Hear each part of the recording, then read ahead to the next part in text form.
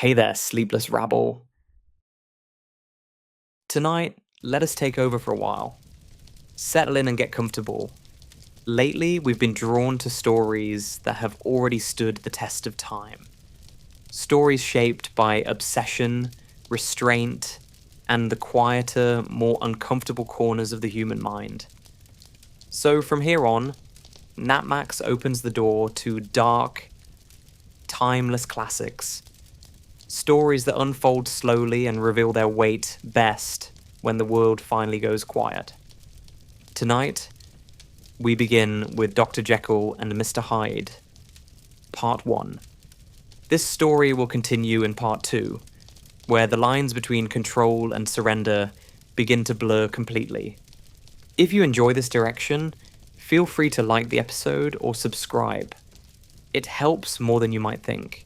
And tell us, which part of the story do you trust more? The voice that speaks in public, or the one that waits until no one is listening? This is Napmax Stories, and you're listening to Dr. Jekyll and Mr. Hyde. Part 1 for sleep. Let's begin. Story of the Door. Mr. Utterson, the lawyer, was a man of a rugged countenance that was never lighted by a smile. Cold, scanty, and embarrassed in discourse, backward in sentiment, lean, long, dusty, dreary, and yet somehow lovable. At friendly meetings, and when the wine was to his taste, something eminently human beaconed from his eye. Something indeed which never found its way into his talk, but which spoke not only in these silent symbols of the after-dinner face, but more often and loudly in the acts of his life. He was austere with himself, drank gin when he was alone, to mortify a taste for vintages, and though he enjoyed the theatre, had not crossed the doors of one for 20 years, but he had an approved tolerance for others, sometimes wondering, almost with envy, at the high pressure of spirits involved in their misdeeds, and in any extremity inclined to help rather than to reprove. I incline to Cain's heresy, he used to say quaintly. I let my brother go to the devil in his own way. In this character, it was frequently his fortune to be the last reputable acquaintance and the last good influence in the lives of down-going men.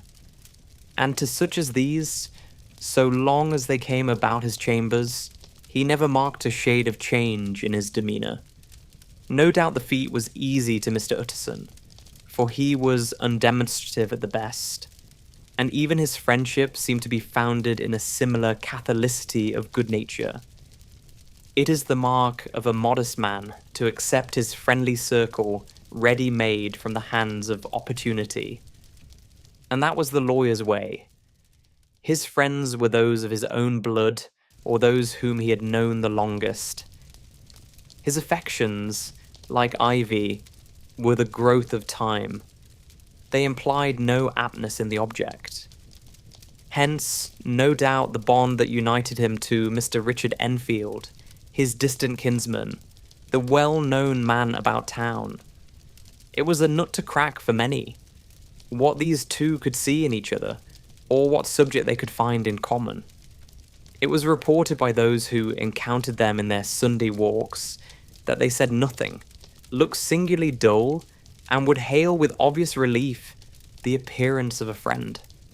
For all that, the two men put the greatest store by these excursions, counted them the chief jewel of each week, and not only set aside occasions of pleasure, but even resisted the calls of business, that they might enjoy them uninterrupted. It chanced on one of these rambles that their way led them down a by-street in a busy quarter of London. The street was small and what is called quiet, but it drove a thriving trade on the weekdays. The inhabitants were all doing well, it seemed, and all emulously hoping to do better still, and laying out the surplus of their gains in coquetry, so that the shop fronts stood along that thoroughfare with an air of invitation, like rows of smiling saleswomen. Even on Sunday, when it veiled its more florid charms and lay comparatively empty of passage, The street shone out in contrast to its dingy neighborhood, like a fire in a forest, and with its freshly painted shutters, well-polished brasses, and general cleanliness and gaiety of note, instantly caught and pleased the eye of the passenger. 2 doors from one corner, on the left hand going east, the line was broken by the entry of a court, and just at that point, a certain sinister block of building thrust forward its gable on the street. It was 2 stories high, showed no window, nothing but a door on the lower story, and a blind forehead of discolored wall on the upper, and bore in every feature the marks of prolonged and sordid negligence. The door, which was equipped with neither bell nor knocker, was blistered and disdained. Tramps slouched into the recess and struck matches on the panels. Children kept shop upon the steps. The schoolboy had tried his knife on the mouldings, and for close on a generation, no one had appeared to drive away these random visitors, or to repair their ravages. Mr. Enfield and the lawyer were on the other side of the by-street, but when they came abreast of the entry, the former lifted up his cane and pointed. "Did you ever remark that door?" he asked, and when his companion had replied in the affirmative, "It is connected in my mind," added he, "with a very odd story." "Indeed," said Mr. Utterson with a slight change of voice. "And what was that?" "Well, it was this way," returned Mr. Enfield. "I was coming home from some place at the end of the world, about 3 o'clock of a black winter morning, and my way lay through a part of town where there was literally nothing to be seen but lamps. Street after street, and all the folks asleep. Street after street, all lighted up as if for a procession, and all as empty as a church. Till at last I got into that state of mind when a man listens and listens and begins to long for the sight of a policeman. All at once, I saw 2 figures. One, a little man who was stumping along eastward at a good walk, and the other, a girl of maybe 8 or 10, who was running as hard as she was able down a cross street. Well, sir, the 2 ran into one another naturally enough at the corner, and then came the horrible part of the thing. For the man trampled calmly over the child's body and left her screaming on the ground. It sounds nothing to hear, but it was hellish to see. It wasn't like a man. It was like some damned juggernaut. I gave a few hello, took to my heels, collared my gentleman, and brought him back to where there was already quite a group about the screaming child. He was perfectly cool and made no resistance, but gave me one look, so ugly that it brought out the sweat on me like running. The people who had turned out were the girl's own family, and pretty soon, the doctor for whom she had been sent put in his appearance. Well, the child was not much the worse, more frightened, according to the sawbones, and there you might have supposed would be an end to it. But there was one curious circumstance. I had taken a loathing to my gentleman at first sight. So had the child's family, which was only natural. But the doctor's case was what struck me. He was the usual cut and dry apothecary, of no particular age and colour, with a strong Edinburgh accent and about as emotional as a bagpipe. Well, sir, he was like the rest of us. Every time he looked at my prisoner, I saw that Sawbones turned sick and white with the desire to kill him. I knew what was in his mind, just as he knew what was in mine. And killing being out of the question, we did the next best. We told the man we could and would make. Such a scandal out of this as should make his name stink from one end of London to the other. If he had any friends or any credit, we undertook that he should lose them. And all the time, as we were pitching it in red hot, we were keeping the women off him as best we could, for they were as wild as harpies. I never saw a circle of such hateful faces. And there was the man in the middle, with a kind of black, sneering coolness. Frightened too, I could see that, but carrying it off, sir, really like Satan. If you choose to make capital out of this accident, said he, I am naturally helpless. No gentleman but wishes to avoid a scene, says he. Name your figure. Well, we screwed him up to £100 for the child's family. He would have clearly liked to stick out. But there was something about the lot of us that meant mischief. And at last, he struck. The next thing was to get the money. And where do you think he carried us but to that place with the door? Whipped out a key, went in, and presently came back with a matter of £10 in gold and a cheque for the balance on Coots's. Drawn payable to bearer and signed with a name that I can't mention, though it's one of the points of my story, but it was a name at least very well known and often printed. The figure was stiff, but the signature was good for more than that if it was only genuine. I took the liberty of pointing out to my gentleman that the whole business looked apocryphal, and that a man does not, in real life, walk into a cellar door at 4 a.m. and come out with another man's cheque for clothes upon £100. But he was quite easy and sneering. Set your mind at rest, says he. I will stay with you till the banks open and cash the cheque myself. So we all set off. The doctor and the child's father and our friend and myself, and passed the rest of the night in my chambers. And next day, when we had breakfasted, went in a body to the bank. I gave in the cheque myself and said I had every reason to believe it was a forgery. Not a bit of it. The cheque was genuine. Tut tut, said Mr. Utterson. I see you feel as I do, said Mr. Enfield. Yes, it's a bad story. For my man was a fellow that nobody could have to do with. A really damnable man. And the person that drew the cheque is the very pink of the proprieties, celebrated too, and what makes it worse, one of your fellows who do what they call good. Blackmail, I suppose. An honest man paying through the nose for some of the capers of his youth. Blackmail House is what I call the place with the door, in consequence.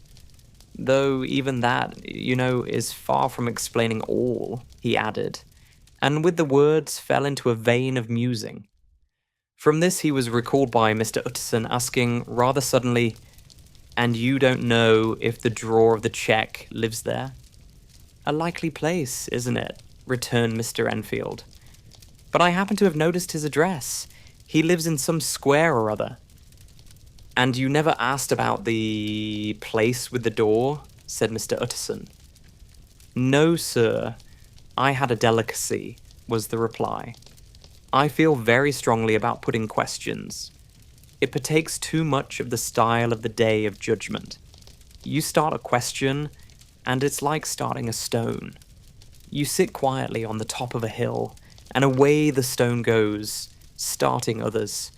And presently some bland old bird, the last you would have thought of, is knocked on the head in his own back garden, and the family have to change their name.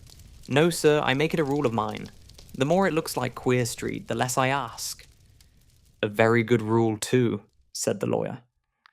But I have studied the place for myself, continued Mr. Enfield. It seems scarcely a house. There is no other door, and nobody goes in or out of that one, but once in a great while, the gentleman of my adventure. There are 3 windows looking on the court on the first floor, none below. The windows are always shut, but they're clean.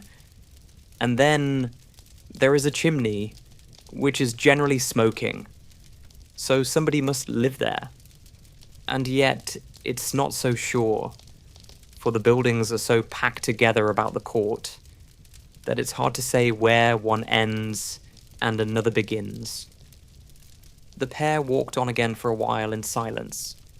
And then, Enfield, said Mr. Utterson, that's a good rule of yours. Yes, I think it is, returned Enfield. But for all that, continued the lawyer, there's one point I want to ask. I want to ask the name of that man who walked over the child. Well, said Mr. Enfield, I can't see what harm it would do. It was a man of the name of Hyde. Said Mr. Utterson. What sort of a man is he to see? He is not easy to describe. There is something wrong with his appearance, something displeasing, something downright detestable. I never saw a man I so disliked, and yet I scarce know why. He must be deformed somewhere. He gives a strong feeling of deformity, although I couldn't specify the point. He's an extraordinary-looking man, and yet I really can name nothing out of the way. No, sir, I can make no hand of it. I can't describe him, and it's not want of memory, for I declare I can see him this moment.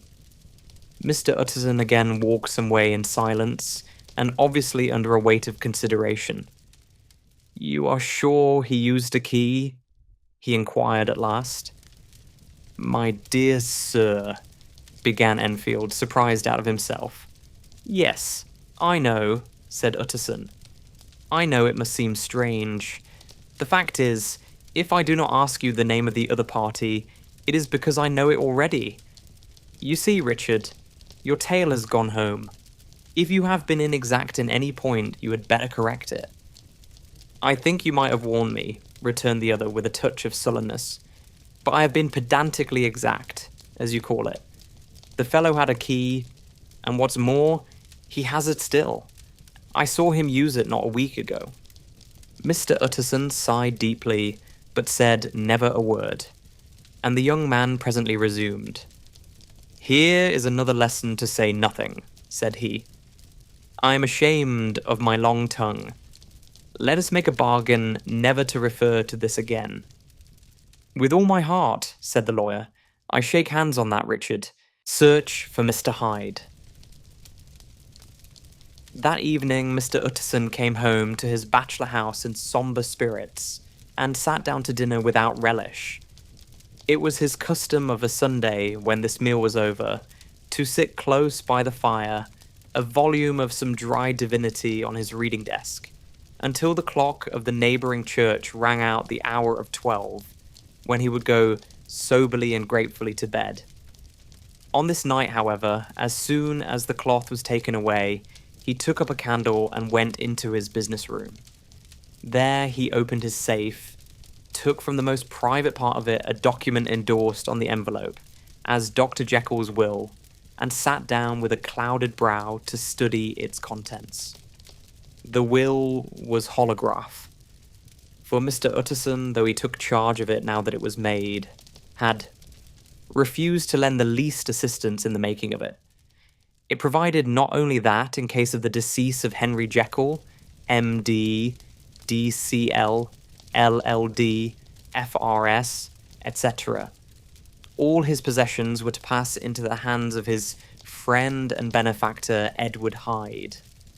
But that in case of Dr. Jekyll's disappearance or unexplained absence for any period exceeding 3 calendar months, the said Edward Hyde should step into the said Henry Jekyll's shoes, without further delay, and free from any burthen or obligation beyond the payment of a few small sums to the members of the doctor's household. This document had long been the lawyer's eyesore. It offended him both as a lawyer and as a lover of the sane and customary sides of life, to whom the fanciful was the immodest. And hitherto it was his ignorance of Mr. Hyde that had swelled his indignation. Now, by a sudden turn, it was his knowledge. It was already bad enough when the name was but a name of which he could learn no more. It was worse when it began to be clothed upon with detestable attributes. And out of the shifting, insubstantial mists that had so long baffled his eye, there leapt up the sudden, definite presentment of a fiend. I thought it was madness, he said, as he replaced the obnoxious paper in the safe. And now, I begin to fear it is disgrace. With that, he blew out his candle, put on a greatcoat, and set forth in the direction of Cavendish Square, That citadel of medicine, where his friend, the great Dr. Lanyon, had his house and received his crowding patients. If anyone knows, it will be Lanyon, he had thought. The solemn butler knew and welcomed him. He was subjected to no stage of delay, but ushered direct from the door to the dining room, where Dr. Lanyon sat alone over his wine. This was a hearty, healthy, dapper, red-faced gentleman, with a shock of hair prematurely white, and a boisterous and decided manner. At sight of Mr. Utterson, he sprang up from his chair and welcomed him with both hands. The geniality, as was the way of the man, was somewhat theatrical to the eye, but it reposed on genuine feeling. For these two were old friends, old mates both at school and college, both thorough respecters of themselves and of each other. And what does not always follow? Men who thoroughly enjoyed each other's company. After a little rambling talk, the lawyer led up to the subject which so disagreeably preoccupied his mind. "I suppose, Lanyon," said he, "you and I must be the two oldest friends that Henry Jekyll has?" "I wish the friends were younger," chuckled Dr. Lanyon, "but I suppose we are. And what of that? I see little of him now." "Indeed," said Utterson, "I thought you had a bond of common interest." "We had," was the reply, "but it is more than 10 years since Henry. Jekyll became too fanciful for me. He began to go wrong in mind, and though of course I continue to take an interest in him for old sake's sake, as they say, I see and I have seen devilish little of the man. Such unscientific balderdash," added the doctor, flushing suddenly purple, "would have estranged Damon and Pythias."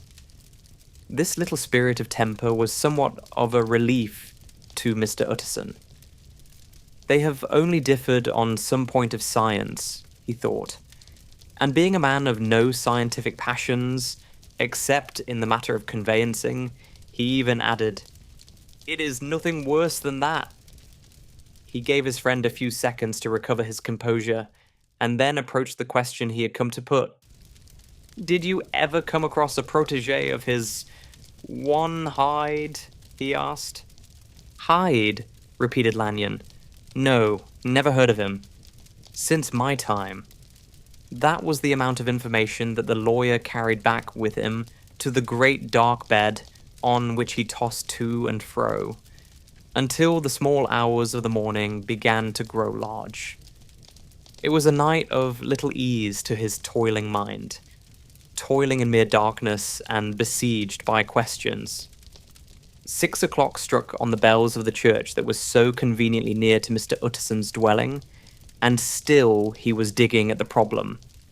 Hitherto it had touched him on the intellectual side alone, but now his imagination also was engaged, or rather enslaved, and as he lay and tossed in the gross darkness of the night and the curtained room, Mr. Enfield's tale went by before his mind in a scroll of lighted pictures. He would be aware of the great field of lamps of a nocturnal city, then of the figure of a man walking swiftly, then of a child running from the doctors, and then these met, and that human juggernaut trod the child down and passed on regardless of her screams. Or else he would see a room in a rich house, where his friend lay asleep, dreaming and smiling at his dreams, and then the door of that room would be opened, the curtains of the bed plucked apart, the sleeper recalled, and lo, there would stand by his side a figure to whom power was given, and even at that dead hour, he must rise and do its bidding. The figure in these two phases haunted the lawyer all night, and if at any time he dozed over, it was but to see it glide more stealthily through sleeping houses, or move the more swiftly, and still the more swiftly, even to dizziness, through wider labyrinths of lamp-lighted city, and at every street corner crush a child and leave her screaming. And still the figure had no face by which he might know it. Even in his dreams, it had no face, or one that baffled him and melted before his eyes. And thus it was that there sprang up and grew apace in the lawyer's mind a singularly strong, almost an inordinate curiosity to behold the features of the real Mr. Hyde. If he could but once set eyes on him, he thought the mystery would lighten and perhaps roll altogether away, as was the habit of mysterious things when well examined. He might see a reason for his friend's strange preference or bondage, call it which you please, and even for the startling clause of the will. At least it would be a face worth seeing. The face of a man who was without bowels of mercy. A face which had but to show itself to raise up, in the mind of the unimpressionable Enfield, a spirit of enduring hatred. From that time forward, Mr. Utterson began to haunt the door in the by-street of shops. In the morning before office hours, at noon when business was plenty and time scarce, at night under the face of the fogged city moon, by all lights and at all hours of solitude or concourse, the lawyer was to be found on his chosen post. If he be Mr. Hyde, he had thought, I shall be Mr. Seek. And at last his patience was rewarded. It was a fine dry night, frost in the air, the streets as clean as a ballroom floor, the lamps unshaken by any wind, drawing a regular pattern of light and shadow. By 10 o'clock, when the shops were closed, the by-street was very solitary and, in spite of the low growl of London from all round, very silent. Small sounds carried far. Domestic sounds out of the houses were clearly audible on either side of the roadway, and the rumour of the approach of any passenger preceded him by a long time. Mr. Utterson had been some minutes at his post when he was aware of an odd light footstep drawing near. In the course of his nightly patrols, he had long grown accustomed to the quaint effect with which the footfalls of a single person, while he is still a great way off, suddenly spring out distinct from the vast hum and clatter of the city. Yet his attention had never before been so sharply and decisively arrested, and it was with a strong, superstitious prevision of success that he withdrew into the entry of the court. The steps drew swiftly nearer, and swelled out suddenly louder as they turned the end of the street. The lawyer, looking forth from the entry, could soon see what manner of man he had to deal with. He was small and very plainly dressed, and the look of him, even at that distance, went somehow strongly against the watcher's inclination. But he made straight for the door, crossing the roadway to save time, and as he came, he drew a key from his pocket like one approaching home. Mr. Utterson stepped out and touched him on the shoulder as he passed. Mr. Hyde, I think? Mr. Hyde shrank back with a hissing intake of the breath. But his fear was only momentary, and though he did not look the lawyer in the face, he answered coolly enough, "That is my name. What do you want?" "I see you are going in," returned the lawyer. "I am an old friend of Dr. Jekyll's, Mr. Utterson of Gawn Street. You must have heard of my name, and meeting you so conveniently, I thought you might admit me." "You will not find Dr. Jekyll. He is from home," replied Mr. Hyde, blowing in the key. And then suddenly, but still without looking up, "How did you know me?" he asked. "On your side," said Mr. Utterson. "Will you do me a favour?" "With pleasure," replied the other. "What shall it be?" "Will you let me see your face?" asked the lawyer. Mr. Hyde appeared to hesitate, and then, as if upon some sudden reflection, fronted about with an air of defiance, and the pair stared at each other pretty fixedly for a few seconds. "Now I shall know you again," said Mr. Utterson. "It may be useful." "Yes," returned Mr. Hyde. "It is as well we have met. And apropos, you should have my address." And he gave a number of a street in Soho. "Good God," thought Mr. Utterson. Can he too have been thinking of the will? But he kept his feelings to himself and only grunted in acknowledgement of the address. And now, said the other, how did you know me? By description, was the reply. Whose description? We have common friends, said Mr. Utterson. Common friends, echoed Mr. Hyde a little hoarsely. Who are they? Jekyll, for instance, said the lawyer. He never told you, cried Mr. Hyde with a flush of anger. I did not think you would have lied. Come, said Mr. Utterson, that is not fitting language. The other snarled aloud into a savage laugh, and the next moment, with extraordinary quickness, he had unlocked the door and disappeared into the house. The lawyer stood a while when Mr. Hyde had left him, the picture of disquietude. Then he began slowly to mount the street, pausing every step or two and putting his hand to his brow like a man in mental perplexity. The problem he was thus debating as he walked was one of a class that is rarely solved. Mr. Hyde was pale and dwarfish. He gave an impression of deformity without any nameable malformation. He had a displeasing smile. He had borne himself to the lawyer with a sort of murderous mixture of timidity and boldness, and he spoke with a husky, whispering, and somewhat broken voice. All these were points against him, but not all of these together could explain the hitherto unknown disgust, loathing, and fear with which Mr. Utterson regarded him. There must be something else, said the perplexed gentleman. There is something more, if I could find a name for it. God bless me, the man seems hardly human. Something troglodytic, shall we say? Or can it be the old story of Dr. Fell? Or is it the mere radiance of a foul soul that thus transpires through and transfigures its clay continent? The last, I think. For, oh my poor old Harry Jekyll, if ever I read Satan's signature upon a face, it is on that of your new friend.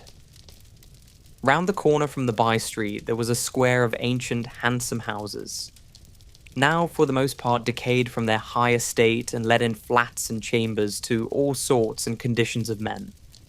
Map engravers, architects, shady lawyers, and the agents of obscure enterprises. One house, however, second from the corner, was still occupied entire, and at the door of this, which wore a great air of wealth and comfort, though it was now plunged in darkness except for the fanlight, Mr. Utterson stopped and knocked. A well-dressed, elderly servant opened the door. Is Dr. Jekyll at home, Poole? Asked the lawyer. I will see Mr. Utterson, said Poole, admitting the visitor as he spoke into a large, low-roofed, comfortable hall paved with flags, warmed, after the fashion of a country house, by a bright, open fire, and furnished with costly cabinets of oak. Will you wait here by the fire, sir? Or shall I give you a light in the dining room? Here, thank you, said the lawyer, and he drew near and leaned on the tall fender.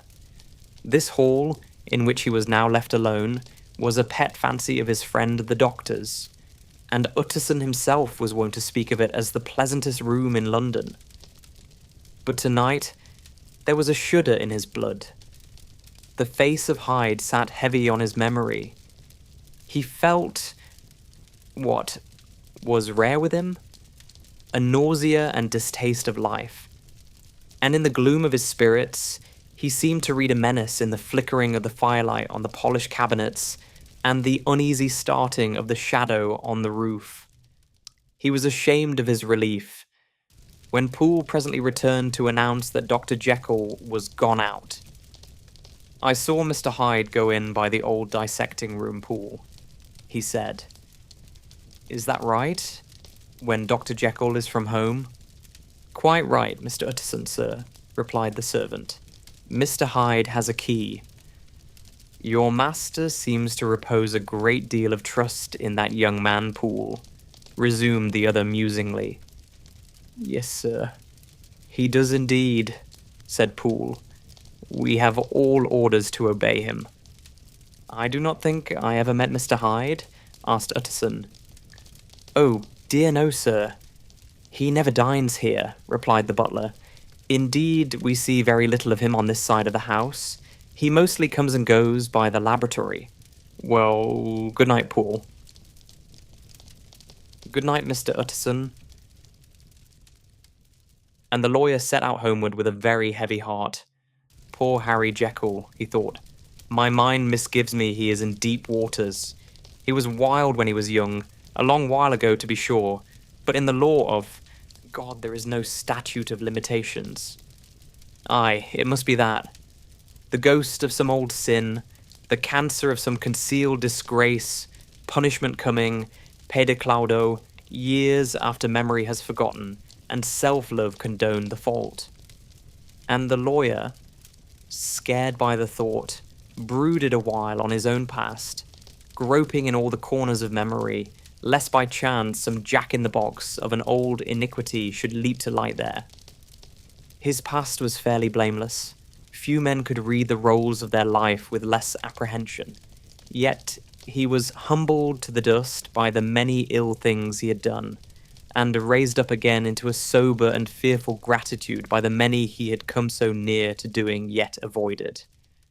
And then, by a return on his former subject, he conceived a spark of hope.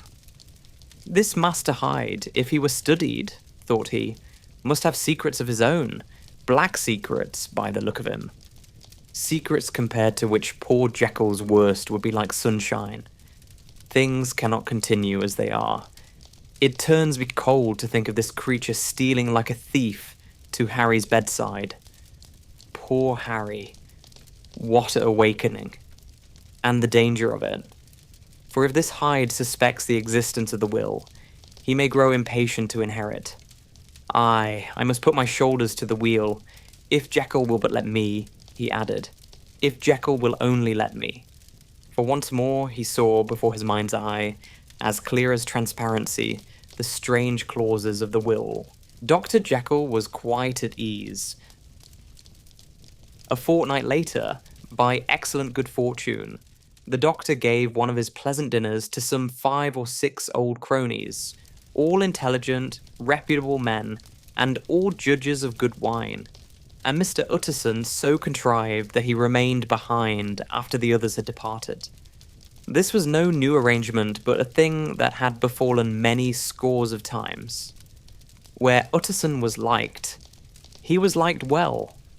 Hosts loved to detain the dry lawyer when the light-hearted and loose-tongued had already their foot on the threshold. They liked to sit a while in his unobtrusive company, practicing for solitude, sobering their minds in the man's rich silence after the expense and strain of gaiety. To this rule, Dr. Jekyll was no exception, and as he now sat on the opposite side of the fire, a large, well-made, smooth-faced man of 50, with something of a slyish cast perhaps, but every mark of capacity and kindness, you could see by his looks that he cherished for Mr. Utterson a sincere and warm affection. "I have been wanting to speak to you, Jekyll," began the latter. "You know that will of yours?" A close observer might have gathered that the topic was distasteful, but the doctor carried it off gaily. "My poor Utterson," said he, "you are unfortunate in such a client. I never saw a man so distressed as you were by my will, unless it were that hidebound pedant Lanyon, at what he called my scientific heresies. Oh, I know he's a good fellow. You needn't frown. An excellent fellow, and I always mean to see more of him, but a hidebound pedant for all that. An ignorant, blatant pedant. I was never more disappointed in any man than Lanyon." "You know I never approved of it," pursued Utterson, ruthlessly disregarding the fresh topic. "My will? Yes, certainly. I know that," said the doctor a trifle sharply. "You have told me so." "Well, I tell you so again," continued the lawyer. "I have been learning something of young Hyde." The large, handsome face of Dr. Jekyll grew pale to the very lips, and there came a blackness about his eyes. I do not care to hear more, said he. This is a matter I thought we had agreed to drop. What I heard was abominable, said Utterson. It can make no change. You do not understand my position, returned the doctor, with a certain incoherency of manner. I am painfully situated, Utterson. My position is a very strange one. It is one of those affairs that cannot be mended by talking. Jekyll, said Utterson, you know me. I am a man to be trusted. Make a clean breast of this in confidence, and I make no doubt I can get you out of it. My good Utterson, said the doctor, this is very good of you. This is downright good of you, and I cannot find words to thank you in.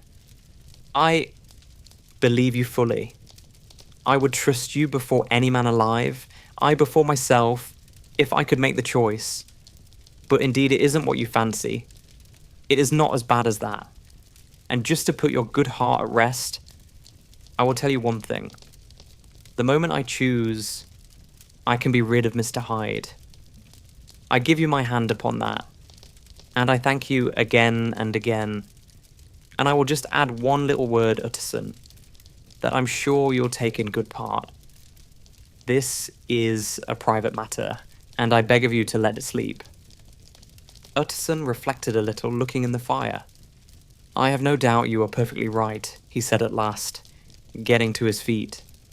Well, but since we have touched upon this business, and for the last time I hope, continued the doctor, there is one point I should like you to understand. I have really a very great interest in poor Hyde. I know you have seen him, he told me so, and I fear he was rude. But I do sincerely take a very great interest in that young man. And if I am taken away, Utterson, I wish you to promise me that you will bear with him and get his rights for him. I think you would, if you knew all, and it would be a weight off my mind if you would promise.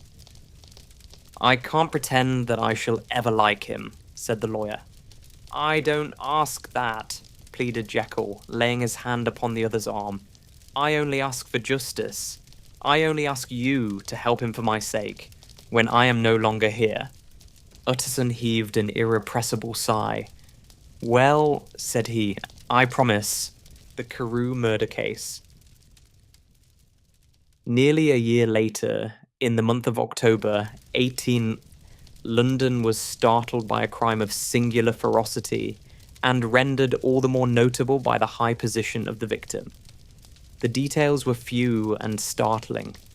A maidservant living alone in a house not far from the river had gone upstairs to bed about 11. Although a fog rolled over the city in the small hours, the early part of the night was cloudless, and the lane, which the maid's window overlooked, was brilliantly lit by the full moon. It seems she was romantically given, for she sat down upon her box, which stood immediately under the window, and fell into a dream of musing.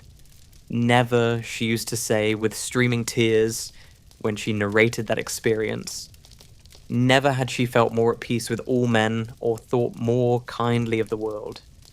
And as she so sat, she became aware of an aged, beautiful gentleman with white hair, drawing near along the lane, and advancing to meet him, another and very small gentleman, to whom at first she paid less attention.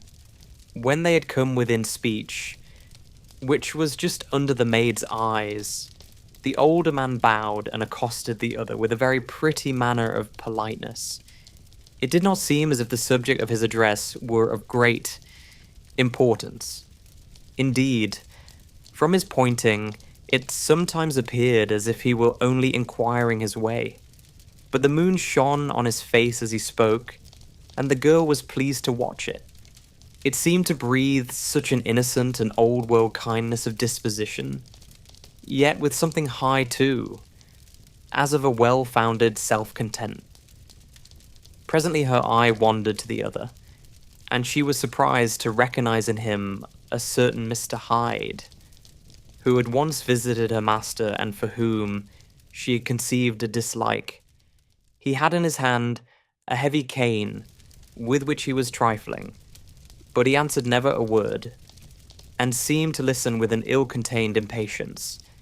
And then, all of a sudden, he broke out in a great flame of anger, stamping with his foot, brandishing the cane, and carrying on, as the maid described it, like a madman.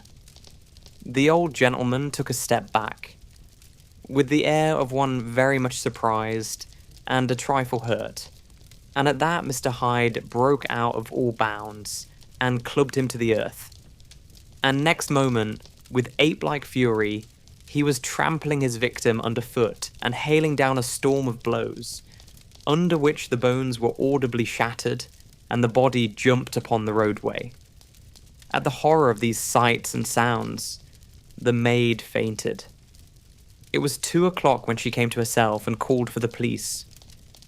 The murderer was gone long ago, but there lay his victim in the middle of the lane, incredibly mangled.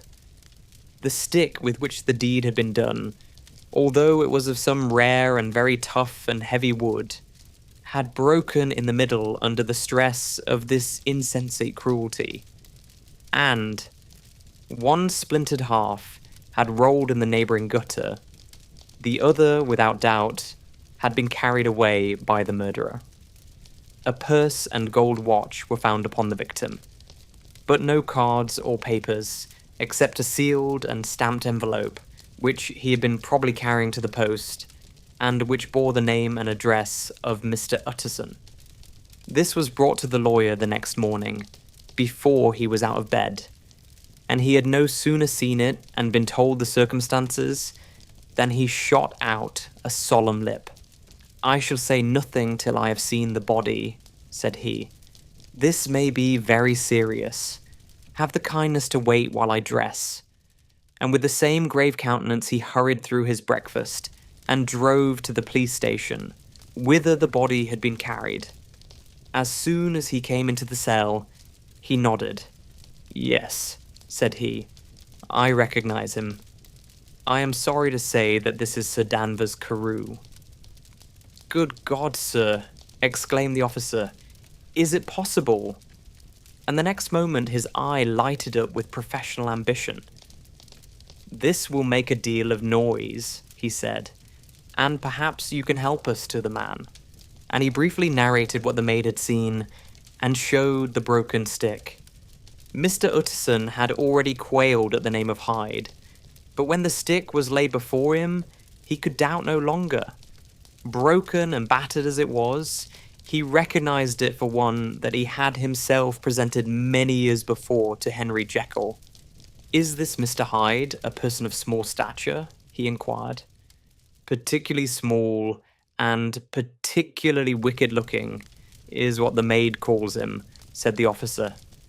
Mr. Utterson reflected, and then, raising his head, "If you will come with me in my cab," he said, "I think I can take you to his house." It was by this time about 9 in the morning, and the first fog of the season. A great chocolate-coloured pall lowered over heaven, but the wind was continually charging and routing these embattled vapours, so that as the cab crawled from street to street, Mr. Utterson beheld a marvellous number of degrees and hues of twilight. For here it would be dark like the back end of evening, and there would be a glow of a rich, lurid brown, like the light of some strange conflagration. And here, for a moment, the fog would be quite broken up, and a haggard shaft of daylight would glance in between the swirling wreaths. The dismal quarter of Soho seen under these changing glimpses, with its muddy ways and slatternly passengers, and its lamps, which had never been extinguished or had been kindled afresh to combat this mournful re-invasion of darkness, seemed, in the lawyer's eyes, like a district of some city in a nightmare. The thoughts of his mind, besides, were of the gloomiest dye, and when he glanced at the companion of his drive, he was conscious of some touch of that terror of the law and the law's officers, which may at times assail the most honest. As the cab drew up before the address indicated, The fog lifted a little and showed him a dingy street, a gin palace, a low French eating house, a shop for the retail of penny numbers and twopenny salads, many ragged children huddled in the doorways, and many women of many different nationalities passing out, key in hand, to have a morning glass. The next moment the fog settled down again upon that part as brown as umber, and cut him off from his blackguardly surroundings. This was the home of Henry Jekyll's favourite, of a man who was heir to 250,000 sterling. An ivory-faced and silvery-haired old woman opened the door. She had an evil face, smoothed by hypocrisy, but her manners were excellent. Yes, she said, this was Mr. Hyde's, but he was not at home. He had been in that night very late, but he had gone away again in less than an hour. There was nothing strange in that. His habits were very irregular, and he was often absent. For instance, it was nearly 2 months since she had seen him till yesterday. Very well then, we wish to see his rooms, said the lawyer. And when the woman began to declare it was impossible, I had better tell you who this person is, he added. This is Inspector Newcomen of Scotland Yard. A flash of odious joy appeared upon the woman's face. Ah, said she, he is in trouble. What has he done? Mr. Utterson and the inspector exchanged glances. He don't seem a very popular character, observed the latter. And now, my good woman, just let me and this gentleman have a look about us. In the whole extent of the house, which but for the old woman remained otherwise empty, Mr. Hyde had only used a couple of rooms, but these were furnished with luxury and good taste. A closet was filled with wine, the plate was of silver, the napery elegant, a good picture hung upon the walls, a gift, as Utterson supposed, from Henry Jekyll, who was much of a connoisseur, and the carpets were of many plies and agreeable in colour. At this moment, however, the rooms bore every mark of having been recently and hurriedly ransacked. Clothes lay about the floor, with their pockets inside out. Lock-fast drawers stood open, and on the hearth there lay a pile of grey ashes, as though many papers had been burned. From these embers the inspector disinterred the butt end of a green cheque-book, which had resisted the action of the fire.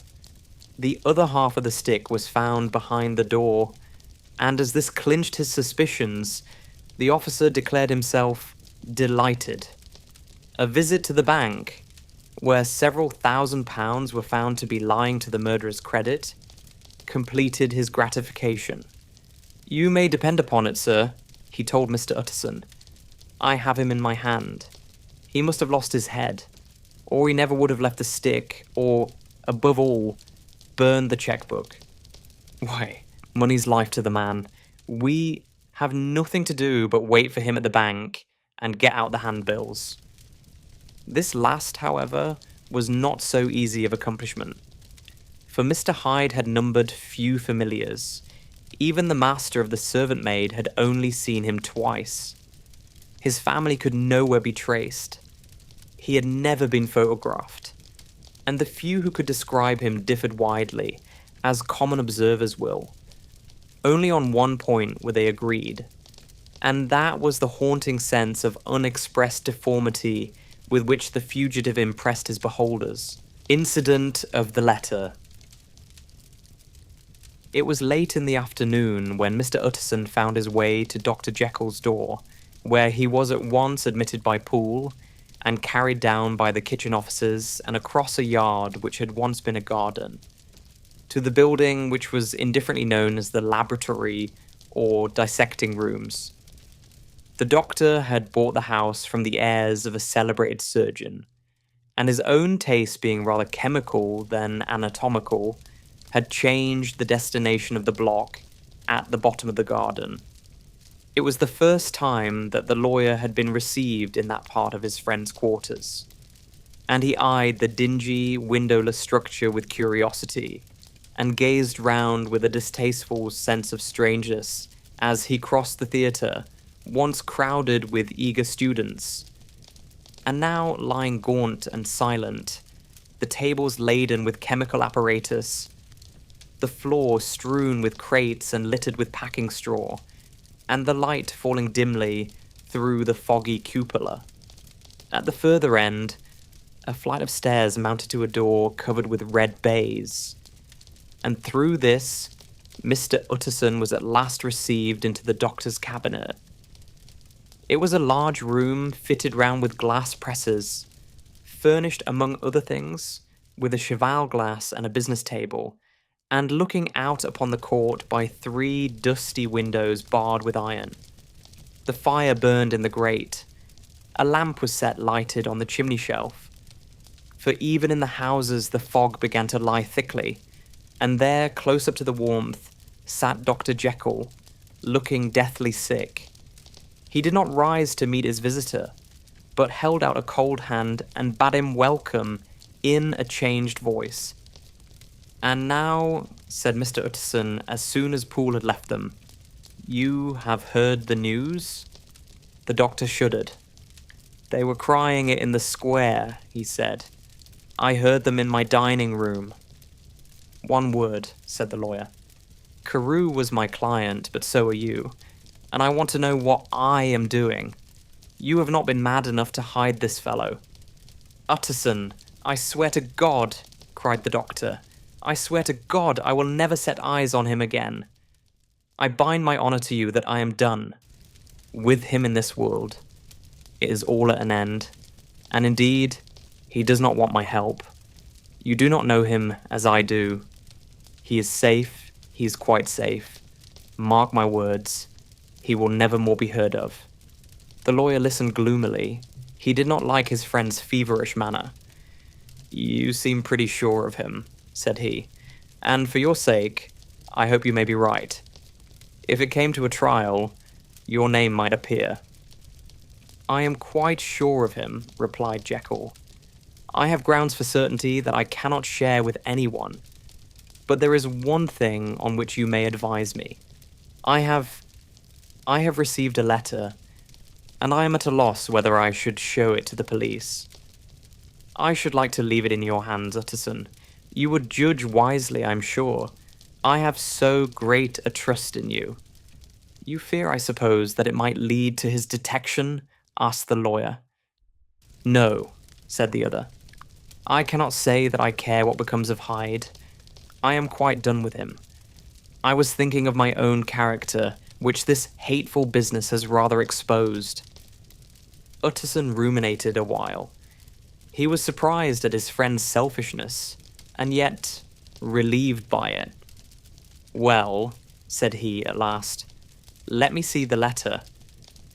The letter was written in an odd, upright hand, and signed Edward Hyde, and it signified, briefly enough, that the writer's benefactor, Dr. Jekyll, whom he had long so unworthily repaid for 1,000 generosities, need labour under no alarm for his safety, as he had means of escape on which he placed a sure dependence.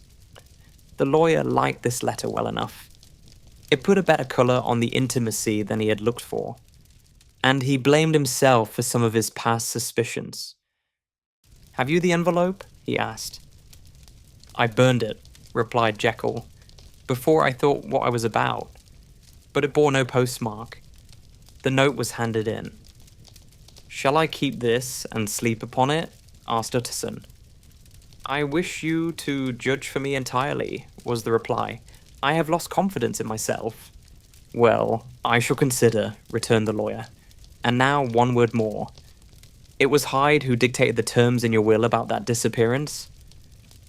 The doctor seemed seized with a qualm of faintness. He shut his mouth tight and nodded. "I knew it," said Utterson. "He meant to murder you. You had a fine escape." "I have had what is far more to the purpose," returned the doctor solemnly. "I have had a lesson. Oh God, Utterson, what a lesson I have had." And he covered his face for a moment with his hands. On his way out, The lawyer stopped and had a word or two with Poole.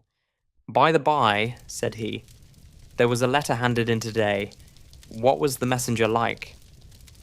But Poole was positive nothing had come except by post. "And only circulars by that," he added. This news sent off the visitor with his fears renewed. Plainly the letter had come by the laboratory door. Possibly, indeed, it had been written in the cabinet. And if that was so, it must be differently judged, and handled with more caution.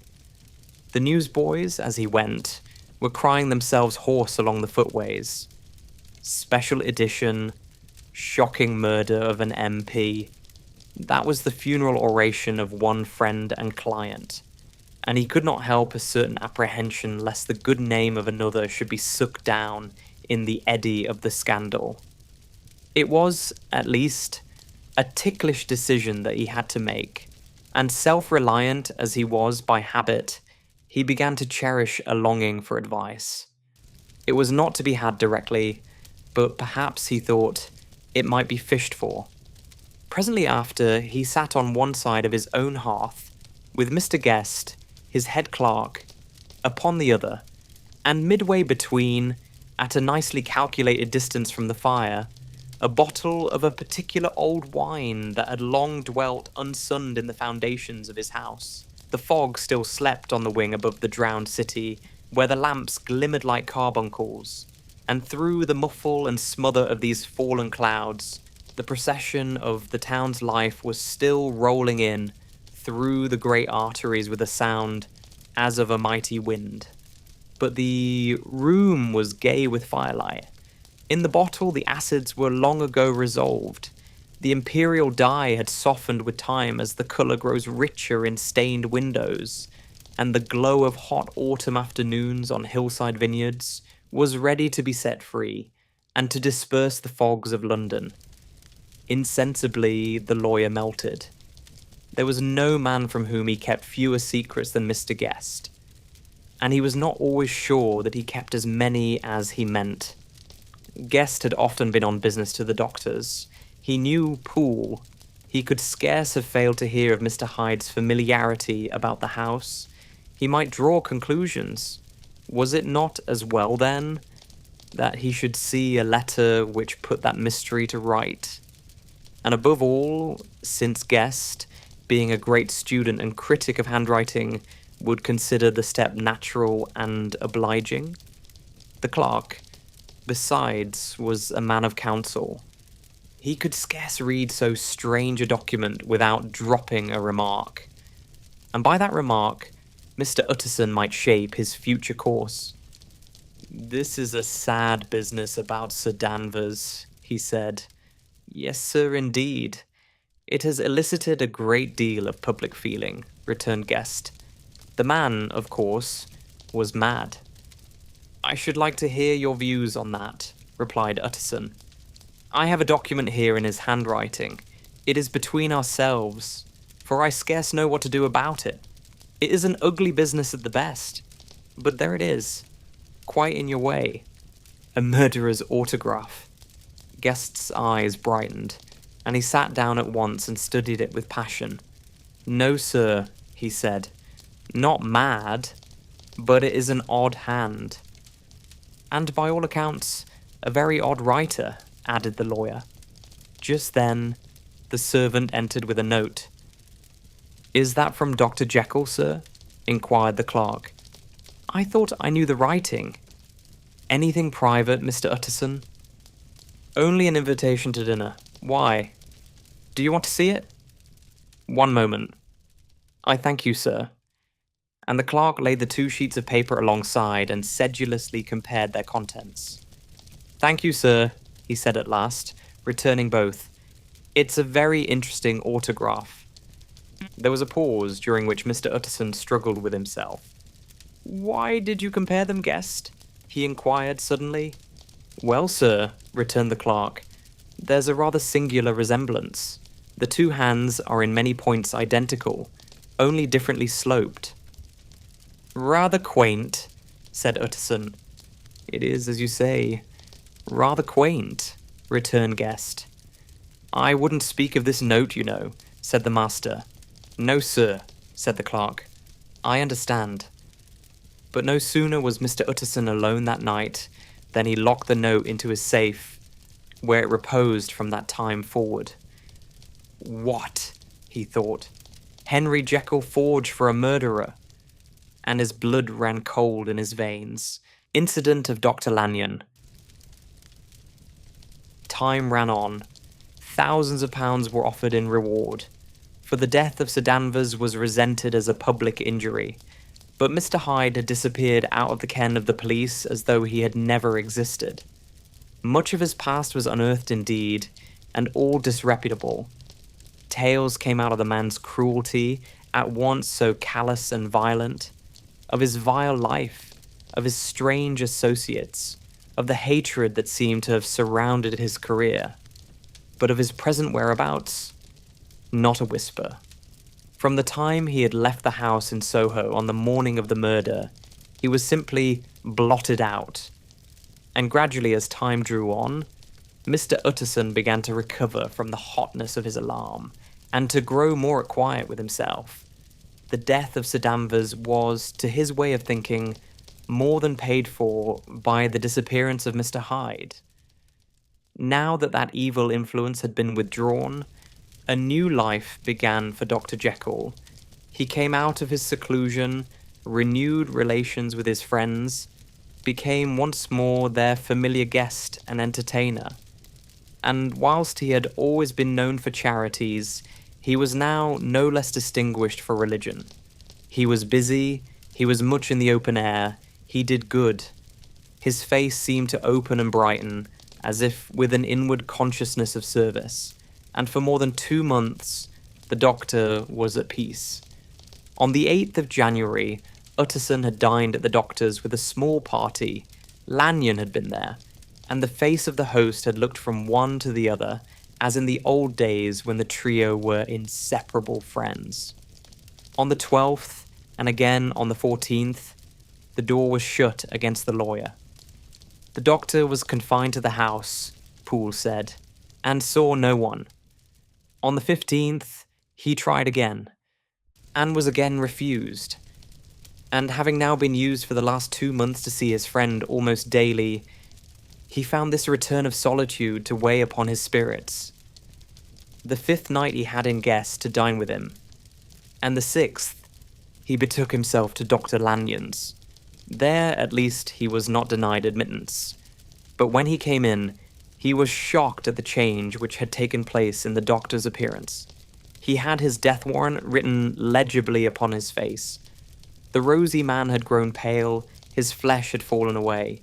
He was visibly bolder and older, and yet it was not so much these tokens of a swift physical decay that arrested the lawyer's notice, as a look in the eye and quality of manner that seemed to testify to some deep-seated terror of the mind. It was unlikely that the doctor should fear death, and yet that was what Utterson was tempted to suspect. Yes, he thought, he is a doctor. He must know his own state, and that his days are counted, and the knowledge is more than he can bear. And yet when Utterson remarked on his ill looks, it was with an air of great firmness that Lanyon declared himself a doomed man. "I have had a shock," he said, "and I shall never recover. It is a question of weeks. Well, life has been pleasant. I liked it. Yes, sir, I used to like it. I sometimes think if we knew all, we should be more glad to get away." "Jekyll is ill too," observed Utterson. "Have you seen him?" But Lanyon's face changed, and he held up a trembling hand. "I wish to see or hear no more of Dr. Jekyll," he said in a loud, unsteady voice. "I am quite done with that person, and I beg that you will spare me any allusion to one whom I regard as dead." "Tut, tut," said Mr. Utterson, and then, after a considerable pause, "Can't I do anything?" he inquired. "We are 3 very old friends, Lanyon. We shall not live to make others." "Nothing can be done," returned Lanyon. "Ask himself." "He will not see me," said the lawyer. "I am not surprised at that," was the reply. Someday, Utterson, after I am dead, you may perhaps come to learn the right and wrong of this. I cannot tell you. And in the meantime, if you can sit and talk with me of other things, for God's sake, stay and do so. But if you cannot keep clear of this accursed topic, then in God's name, go, for I cannot bear it. As soon as he got home, Utterson sat down and wrote to Jekyll, complaining of his exclusion from the house and asking the cause of this unhappy break with Lanyon, and the next day brought him a long answer, often very pathetically worded, and sometimes darkly mysterious in drift. The quarrel with Lanyon was incurable. I do not blame our old friend, Jekyll wrote, but I share his view that we must never meet. I mean from henceforth to lead a life of extreme seclusion. You must not be surprised, nor must you doubt my friendship, if my door is often shut even to you. You must suffer me to go my own dark way. I have brought on myself a punishment and a danger that I cannot name. If I am the chief of sinners, I am the chief of sufferers also. I could not think that this earth contained a place for sufferings and terrors so unmanning. And you can do but one thing, Utterson, to lighten this destiny, and that is to respect my silence. Utterson was amazed. The dark influence of Hyde had been withdrawn, the doctor had returned to his old tasks and amities. A week ago, the prospect had smiled with every promise of a cheerful and an honoured age. And now, in a moment, friendship and peace of mind and the whole tenor of his life were wrecked. So great and unprepared a change pointed to madness. But in view of Lanyon's manner and words, there must lie for it some deeper ground. A week afterwards, Dr. Lanyon took to his bed, and in something less than a fortnight, he was dead. The night after the funeral, at which he had been sadly affected, Utterson locked the door of his business room, and sitting there by the light of a melancholy candle, drew out and set before him an envelope addressed by the hand, and sealed with the seal of his dead friend. Private, for the hands of G.J. Utterson alone, and in case of his predeceased to be destroyed unread. So it was emphatically superscribed, and the lawyer dreaded to behold the contents. I have buried one friend today, he thought. What if this should cost me another? And then he condemned the fear as a disloyalty, and broke the seal.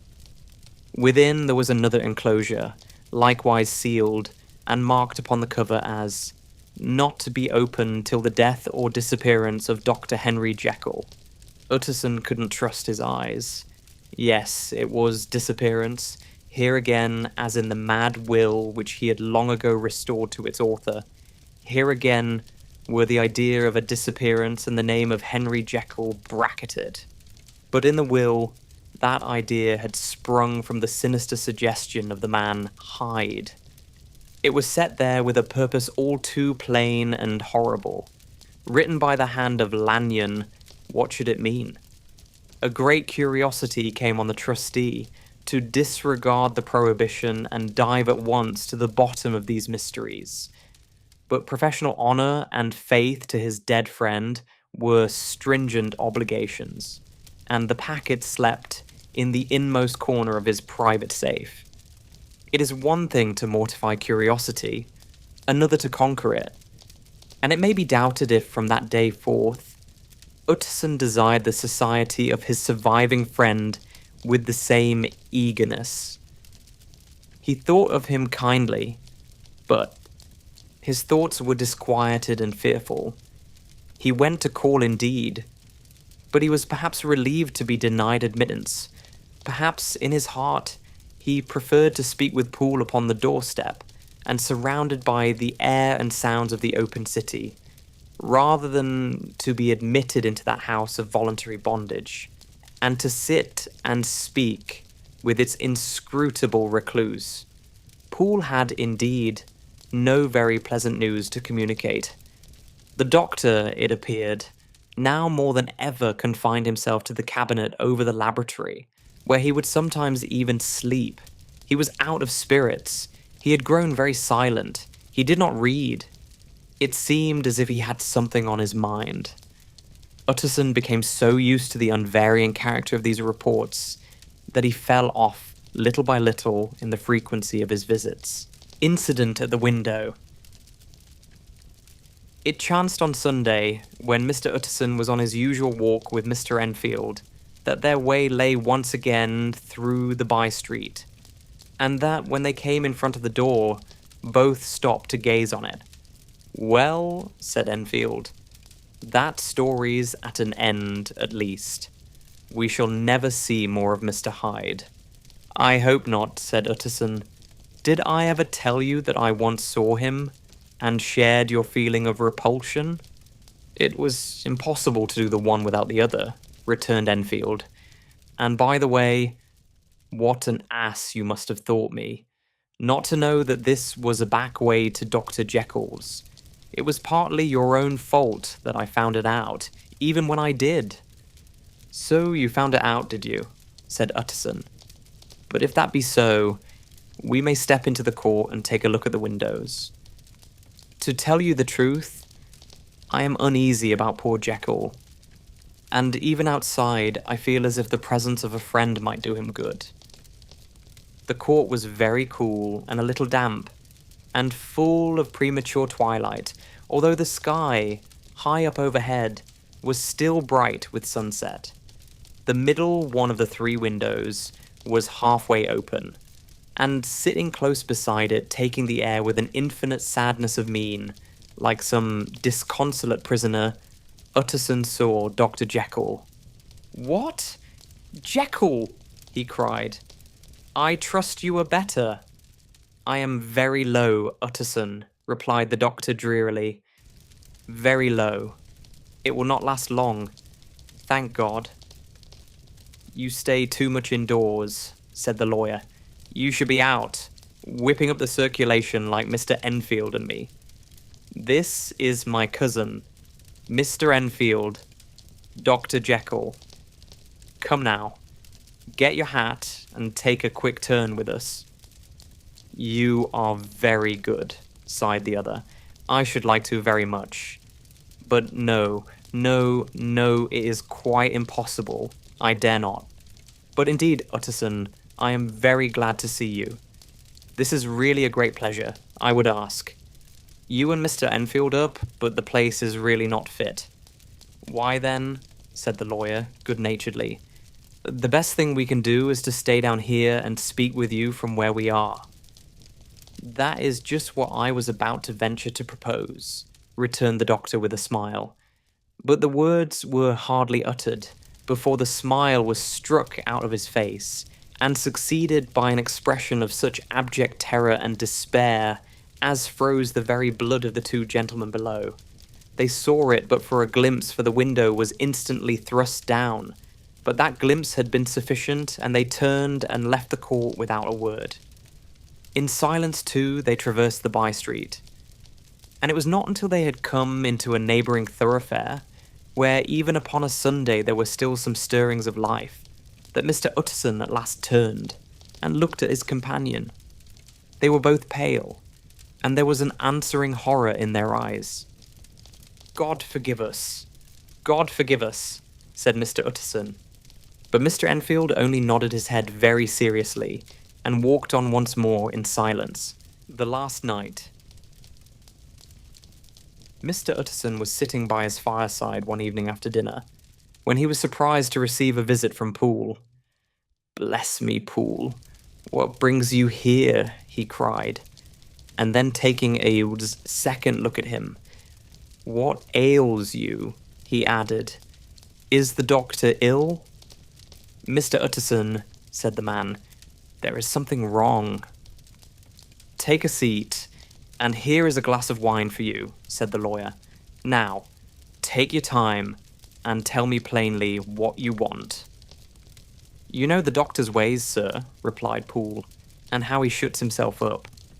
Well, he's shut up again in the cabinet, and I don't like it, sir. I wish I may die if I like it. Mr. Utterson, sir, I'm afraid. Now, my good man, said the lawyer, be explicit. What are you afraid of? I've been afraid for about a week, returned Poole, doggedly disregarding the question, and I can bear it no more. The man's appearance amply bore out his words. His manner was altered for the worse, and except for the moment when he had first announced his terror, he had not once looked the lawyer in the face. Even now he sat with the glass of wine untasted on his knee, and his eyes directed to a corner of the floor. I can bear it no more, he repeated. Come, said the lawyer. I see you have some good reason, Poole. I see there is something seriously amiss. Try to tell me what it is. I think there's been foul play, said Poole hoarsely. Foul play, cried the lawyer, a good deal frightened and rather inclined to be irritated in consequence. What foul play? What does the man mean? I daren't say, sir, was the answer. But will you come along with me and see for yourself? Mr. Utterson's only answer was to rise and get his hat and greatcoat. But he observed with wonder the greatness of the relief that appeared upon the butler's face, and perhaps with no less, that the wine was still untasted when he set it down to follow. It was a wild, cold, seasonable night of March, with a pale moon, lying on her back as though the wind had tilted her, and flying wrack of the most diaphanous and lawny texture. The wind made talking difficult and flecked the blood into the face. It seemed to have swept the streets unusually bare of passengers besides, for Mr. Utterson thought he had never seen that part of London so deserted. He could have wished it otherwise. Never in his life had he been conscious of so sharp a wish to see and touch his fellow creatures. For struggle as he might, there was borne in upon his mind a crushing anticipation of calamity. The square, when they got there, was full of wind and dust, and the thin trees in the garden were lashing themselves along the railing. Poole, who had kept all the way a pace or two ahead, now pulled up in the middle of the pavement, and in spite of the biting weather, took off his hat and mopped his brow with a red pocket handkerchief. But for all the hurry of his coming, these were not the dews of exertion that he wiped away, but the moisture of some strangling anguish, for his face was white and his voice, when he spoke, harsh and broken. Well, sir, he said, here we are, and God grant there be nothing wrong. Amen, Poole, said the lawyer. Thereupon the servant knocked in a very guarded manner. The door was opened on the chain, and a voice asked from within, Is that you, Poole? It's all right, said Poole. Open the door. The hall, when they entered it, was brightly lighted up. The fire was built high, and about the hearth the whole of the servants, men and women, stood huddled together like a flock of sheep. At the sight of Mr. Utterson, the housemaid broke into hysterical whimpering, and the cook, crying out, Bless God, it's Mr. Utterson, ran forward as if to take him in her arms. What? Are you all here? Said the lawyer peevishly. Very irregular, very unseemly. Your master would be far from pleased. They're all afraid, said Poole. Blank silence followed, no one protesting. Only the maid lifted her voice and now wept loudly. Hold your tongue, Poole said to her, with a ferocity of accent that testified to his own jangled nerves, and indeed, when the girl had so. Suddenly raised the note of her lamentation, they had all started and turned towards the inner door, with faces of dreadful expectation. And now, continued the butler, addressing the knife boy, reach me a candle, and we'll get this through hands at once. And then he begged Mr. Utterson to follow him, and led the way to the back garden. Now, sir, said he, you come as gently as you can. I want you to hear, and I don't want you to be heard. And see here, sir, If by any chance he was to ask you in, don't go. Mr. Utterson's nerves, at this unlooked-for termination, gave a jerk that nearly threw him from his balance. But he recollected his courage and followed the butler into the laboratory building through the surgical theatre, with its lumber of crates and bottles, to the foot of the stair. Here Poole motioned him to stand on one side and listen, while he himself, setting down the candle and making a great and obvious call on his resolution, mounted the steps and knocked with a somewhat uncertain hand on the red baize of the cabinet door. "Mr. Utterson, sir, asking to see you," he called, and even as he did so, once more violently signed to the lawyer to give ear. A voice answered from within. "Tell him I cannot see anyone," it said complainingly. "Thank you, sir," said Poole, with a note of something like triumph in his voice, and taking up his candle, he led Mr. Utterson back across the yard and into the great kitchen, where the fire was out and the beetles were leaping on the floor. "Sir," he said, looking Mr. Utterson in the eyes, "was that my master's voice?" "It seems much changed," replied the lawyer, very pale, but giving look for look. "Changed? Well, yes, I think so," said the butler. "Have I been 20 years in this man's house to be deceived about his voice? No, sir. Master's made away with. He was made away with 8 days ago, when we heard him cry out upon the name of God. And who's in there instead of him, and why it stays there, is a thing that cries to heaven, Mr. Utterson." "This is a very strange tale, Poole. This is rather a wild tale, my man," said Mr. Utterson, biting his finger. "Suppose it were as you suppose. Supposing Dr. Jekyll to have been, well, murdered. What could induce the murderer to stay? That won't hold water. It doesn't commend itself to reason." "Well, Mr. Utterson, you are a hard man to satisfy, but I'll do it yet," said Poole. "All this last week, you must know, him or it, whatever it is that lives in that cabinet, has been crying night and day for some sort of medicine and cannot get it to his mind. It was sometimes his way, the master's that is, to write his orders on a sheet of paper and throw it on the stair. We've had nothing else this week back, nothing but papers and a closed door, and the very meals left there to be smuggled in when nobody was looking. Well, sir, every day, aye, and twice and thrice in the same day, there have been orders and complaints, and I have been sent flying to all the wholesale chemists in town. Every time I brought the stuff back, there would be another paper telling me to return it because it was not pure, and another order to a different firm. This drug is wanted bitter bad, sir. Whatever for." "Have you any of these papers?" asked Mr. Utterson. Poole felt in his pocket and handed out a crumpled note, which the lawyer, bending near to the candle, carefully examined. Its contents ran thus: "Dr. Jekyll presents his compliments to Messrs. Moore. He assures them that their last sample is impure and quite useless for his present purpose. In the year 18, Dr. J purchased a somewhat large quantity from Messrs. M. He now begs them to search with most sedulous care, and should any of the same quality be left, forward it to him at once. Expense is no consideration. The importance of this to Dr. J can hardly be exaggerated." So far the letter had run composedly enough, but here with a sudden splutter of the pen, the writer's emotion had broken loose. "For God's sake," he added, "find me some of the old." "This is a strange note," said Mr. Utterson, and then sharply, "How do? You come to have it open?" "The man at Moore's was main angry, sir, and he threw it back to me like so much dirt," returned Poole.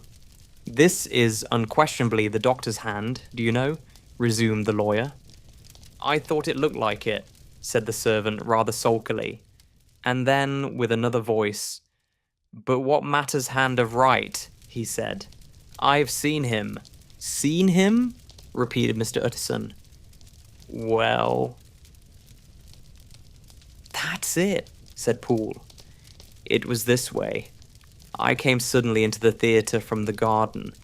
It seems he had slipped out to look for this drug or whatever it is. For the cabinet door was open, and there he was at the far end of the room, digging among the crates. He looked up when I came in, gave a kind of cry, and whipped upstairs into the cabinet.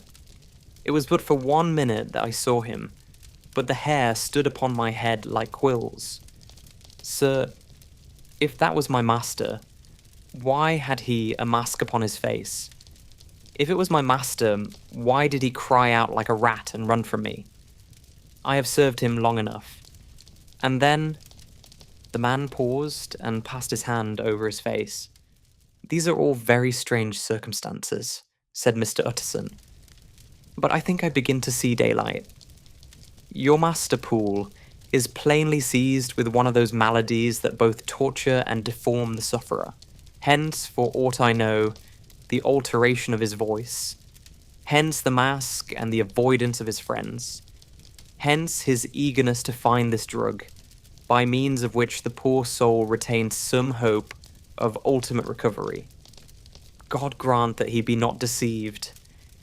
There is my explanation. It is sad enough, Poole, aye, and appalling to consider, but it is plain and natural, hangs well together, and delivers us from all exorbitant alarms. Sir, said the butler, turning to a sort of mottled pallor, that thing was not my master, and there's the truth. My master, here he looked round him and began to whisper, is a tall, fine build of a man, and this was more of a dwarf. Utterson attempted to protest. Oh, sir, cried Poole, do you think I do not know my master after 20 years?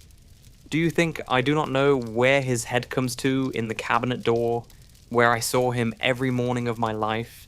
No, sir. That thing in the mask was never Dr. Jekyll. God knows what it was, but it was never Dr. Jekyll, and it is the belief of my heart that there was murder done. Poole, replied the lawyer, if you say that, it will become my duty to make certain. Much as I desire to spare your master's feelings, much as I am puzzled by this note which seems to prove him to be still alive, I shall consider it my duty to break in that door. Ah, Mr. Utterson, that's talking, cried the butler. And now comes the second question, resumed Utterson. Who is going to do it? Why, you and me, sir, was the undaunted reply. That's very well said, returned the lawyer. And whatever comes of it, I shall make it my business to see you are no loser. There is an axe in the theatre, continued Poole, and you might take the kitchen poker for yourself. The lawyer took that rude but weighty instrument into his hand and balanced it. Do you know, Poole, he said, looking up, that you and I are about to place ourselves in a position of some peril? You may say so, sir, indeed, returned the butler. It is well, then, that we should be frank, said the other. We both think more than we have said. Let us make a clean breast. This masked figure that you saw, did you recognize it? Well, sir, it went so quick, and the creature was so doubled up that I could hardly swear to that, was the answer. But if you mean, was it Mr. Hyde? Why, yes, I think it was. You see, it was much of the same bigness, and it had the same quick, light way with it. And then, who else could have got in by the laboratory door? You have not forgot, sir, that at the time of the murder, he had still the key with him? But that's not all. I don't know, Mr. Utterson, if you ever met this Mr. Hyde. Yes, said the lawyer. I once spoke with him. Then you must know as well as the rest of us that there was something queer about that gentleman. Something that gave a man a turn. I don't know rightly how to say it, sir, beyond this, that you felt in your marrow kind of cold and thin. I own I felt something of what you describe, said Mr. Utterson. Quite so, sir, returned Poole. Well, when that masked thing like a monkey jumped from among the chemicals and whipped into the cabinet, it went down my spine like ice. Oh, I know it's not evidence, Mr. Utterson. I'm book-learned enough for that, but a man has his feelings, and I give you my Bible word, it was Mr. Hyde. Aye, said the lawyer. My fears incline to the same point. Evil, I fear, founded. Evil was sure to come of that connection. I believe you. I believe poor Harry is killed. And I believe his murderer, for what purpose God alone can tell, is still lurking in his victim's room. Well, let our name be vengeance. Call Bradshaw. The footman came at the summons, very white and nervous. Pull yourself together, Bradshaw, said the lawyer. This suspense, I know, is telling upon all of you, but it is now our intention to make an end of it. Poole, here, and I are going to force our way into the cabinet. If all is well, my shoulders are broad enough to bear the blame. Meanwhile, lest anything should really be amiss, or any malefactor seek to escape by the back, you and the boy must go round the corner with a pair of good sticks and take your post at the laboratory door. We give you 10 minutes to get to your stations. As Bradshaw left, the lawyer looked at his watch. And now, Poole, let us get to ours, he said, and taking the poker under his arm, led the way into the yard. The scud had banked over the moon, and it was now quite dark. The wind, which only broke in puffs and draughts into that deep well of building, tossed the light of the candle to and fro about their steps, until they came into the shelter of the theatre, where they sat down silently to wait. London hummed solemnly all around, but near at hand, the stillness was only broken by the sounds of a footfall moving to and fro along the cabinet floor. So it will walk all day, sir, whispered Poole. Aye, and the better part of the night. Only when a new sample comes from the chemist, there's a bit of a break. Ah, it's an ill conscience that's such an enemy to rest. Ah, sir, there's blood foully shed in every step of it. But hark again, a little closer. Put your heart in your ears, Mr. Utterson, and tell me, is that the doctor's foot? The steps fell lightly and oddly, with a certain swing, for all they went so slowly. It was different indeed from the heavy creaking tread of Henry Jekyll. Utterson sighed. Is there never anything else? He asked. Poole nodded. Once, he said. Once I heard it weeping. Weeping? How that? Said the lawyer, conscious of a sudden chill of horror. Weeping like a woman or a lost soul, said the butler. I came away with that upon my heart, that I could have wept too. But now the 10 minutes drew to an end. Poole disinterred the axe from under a stack of packing straw. The candle was set upon the nearest table to light them to the attack, and they drew near with bated breath to where that patient foot was still going up and down, in the quiet of the night. Jekyll, cried Utterson with a loud voice, I demand to see you. He paused a moment, but there came no reply. I give you fair warning. Our suspicions are aroused, and I must and shall see you, he resumed. If not by fair means, then by foul. If not of your consent, then by brute force. Utterson, said the voice, for God's sake, have mercy. Ah, that's not Jekyll's voice. It's Hyde's, cried Utterson. Down with the door, Poole. Poole swung the axe over his shoulder. The blow shook the building, and the red baize door leaped against the lock and hinges. A dismal screech, as of mere animal terror, rang from the cabinet. Up went the axe again, and again the panels crashed and the frame bounded. 4 times the blow fell. But the wood was tough, and the fittings were of excellent workmanship. And it was not until the 5th that the lock burst, and the wreck of the door fell inwards on the carpet. The besiegers, appalled by their own riot and the stillness that had succeeded, stood back a little and peered in. There lay the cabinet before their eyes in the quiet lamplight. A good fire glowing and chattering on the hearth, the kettle singing its thin strain, a drawer or two open, papers neatly set forth on the business table, and nearer the fire, the things laid out for tea. The quietest room, you would have said, and, but for the glazed presses full of chemicals, the most commonplace that night in London.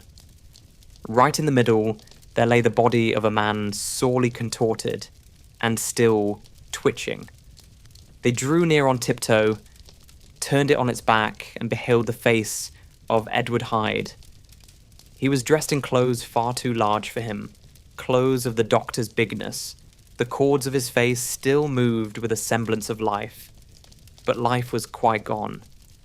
And by the crushed file in the hand and the strong smell of kernels that hung upon the air, Utterson knew that he was looking on the body of a self-destroyer. "We have come too late," he said sternly, "whether to save or punish. Hyde is gone to his account, and it only remains for us to find the body of your master."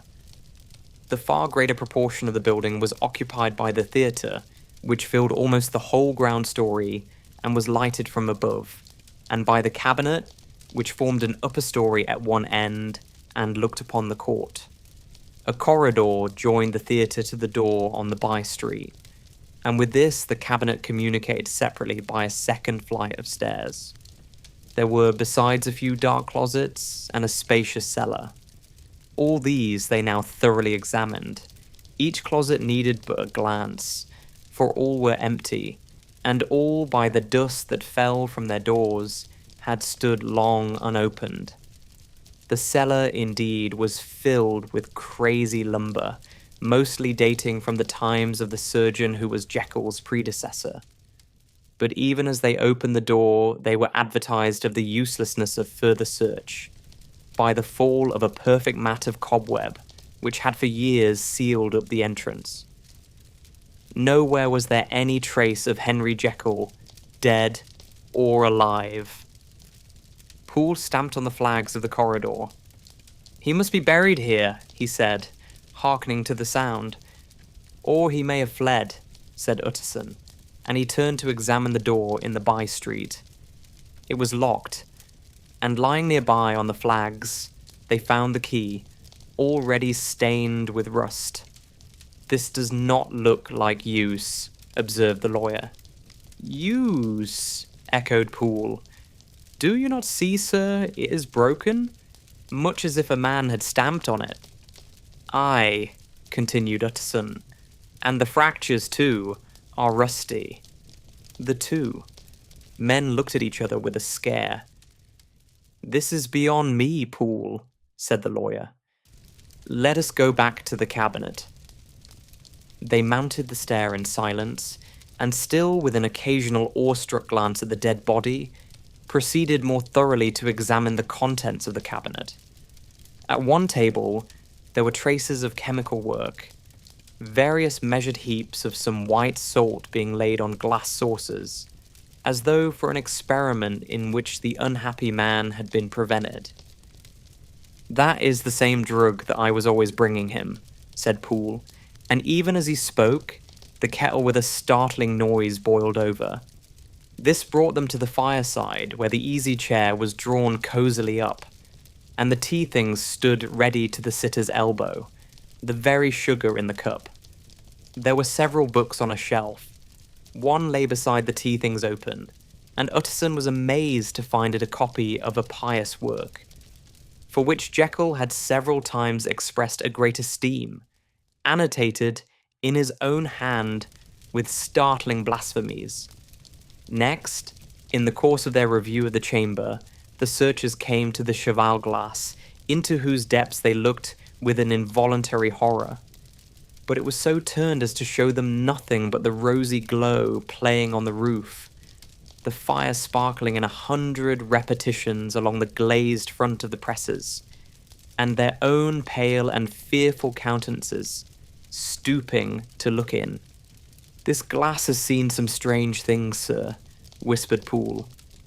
"And surely none stranger than itself," echoed the lawyer in the same tones. "For what did Jekyll? He caught himself up at the word with a start, and then conquering the weakness. What could Jekyll want with it?" he said. "You may say that," said Poole.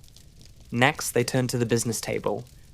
On the desk, among the neat array of papers, a large envelope was uppermost, and bore in the doctor's hand the name of Mr. Utterson.